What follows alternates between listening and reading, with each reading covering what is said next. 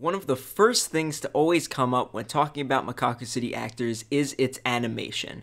And being animated by Shaft, Mekakucity actors stands in this weird place. While I wouldn't say it has great animation, it certainly gets the point across. A lot of the show focuses around dialogue, so Mekakucity actors ends up having a lot of cinematographic shots. That is, a shot where most things are static, but one part moves. The thing about shots like this is that they're cheap. You're able to get a lot more time out of a lot less effort.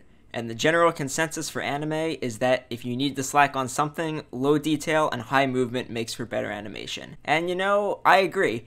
There's not much stuff actually being animated, so I'd struggle to call it great animation. Nonetheless, I think the show is visually beautiful, even if that beauty comes from components other than movement. The backgrounds, the use of color, the character designs, and even the way the visuals can be used to express emotions are just some of the things that make this show absolutely beautiful. So, as you may or may not know, Mekakucity Actors is a part of Kagero Project, a series of Vocaloid songs and music videos. And traditionally, Vocaloid music videos are created by a single person. One person doing an entire video usually means there won't be too much full motion animation. But they're still really great to watch. In fact, they're what gave Kagero Project its fame, and in turn enabled Mekakucity Actors to even exist. I'll talk about these in more detail later, but I really do recommend them. They are great. But the show is different. Being animated by Shaft, it shares an animation style with other shows, notably Monogatari. The tone and speed of this Shimbo Shaft style of animation almost seems like a natural fit for something based off of Vocaloid music videos.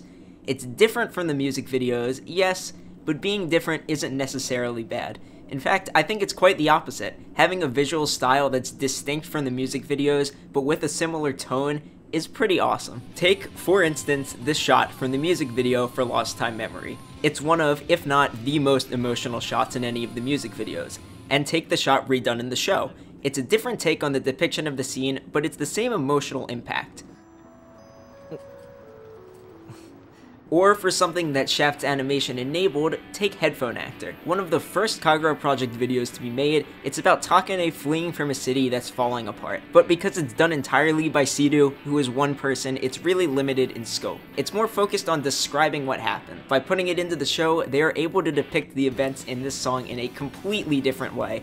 Again, the same meaning as the song, but in a different style. I think the adaptation from different styles is what Mekakucity Actors does best, but it's lost if you haven't seen the original thing it's based on.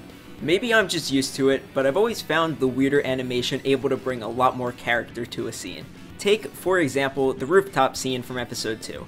Before this, we've barely ever seen Momo and Kenjiro interact. We know Kenjiro is the mentor, teacher type figure for her, and we know she's a huge otaku and not very bright. And just the animation of her trying to justify failing a test is so telling of both of their characters. In fact, the animation throughout this whole episode matched Momo's character so well, coupled with the dialogue throughout just makes you feel like you know everything about her. There's really so many examples of the animation exemplifying a character, and I'm sure we'll cover them in later videos. Now, this is all good, but I've kinda slacked on mentioning some key things. Being based on albums and music videos, a lot of great music was created for the show, but not all of it made it into the final product. 3 songs that didn't make it into the show were given official AMVs, that is, clips from the show cut together to make a video. And these are 3 of the best songs on the soundtrack.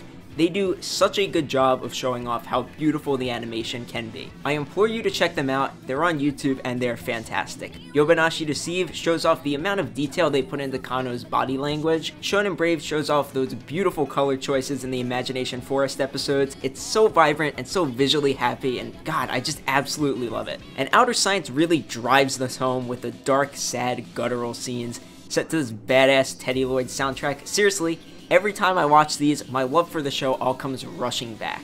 But there's still one thing I've neglected mentioning. If you've seen this show while it was airing, or from a site like Crunchyroll, you'll know the bit of animation that always comes up is the opening to episode 9, Ayano's Theory of Happiness. I'm not going to try and defend the animation because it's really horrible, but this is not a first for Shaft. In fact, one of their most widely praised shows, Bakemonogatari, had entire scenes missing from episode 10 when it aired. The bad animation in episode 9 of Mekakucity Actors was cleaned up for the Blu-ray release, where it became one of the most beautiful scenes in the show. And ultimately, ultimately, the Blu-ray is the final product. I feel it's a big shame to let airtime issues get in the way of a legacy of a show. So while this scene sucks pretty bad, I think we can look back on it and laugh, but still enjoy the rest of the show.